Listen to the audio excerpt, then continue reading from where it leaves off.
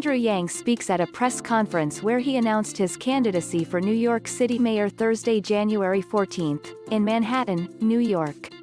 Barry Williams for New York Daily News, with a picturesque view of an Upper Manhattan Park as his background, Andrew Yang kicked off his mayoral run on Thursday, throwing a wild card into a contest that is very much up for grabs.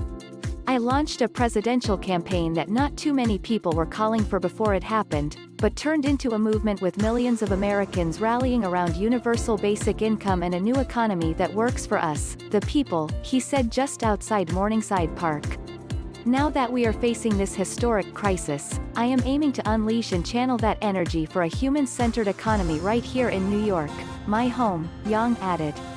Andrew Yang speaks at a press conference where he announced his candidacy for New York City Mayor Thursday, January 14, in Manhattan, New York.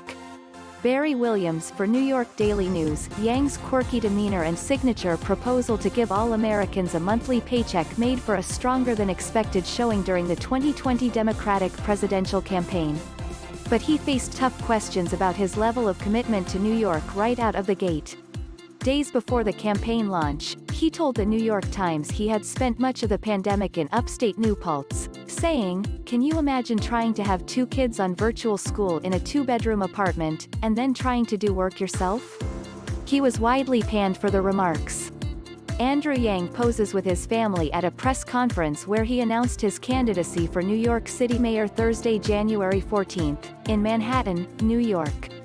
Barry Williams for New York Daily News, he went on the defensive Thursday, insisting, "I feel very deeply and painfully what every family in New York City has been going through over these past number of months."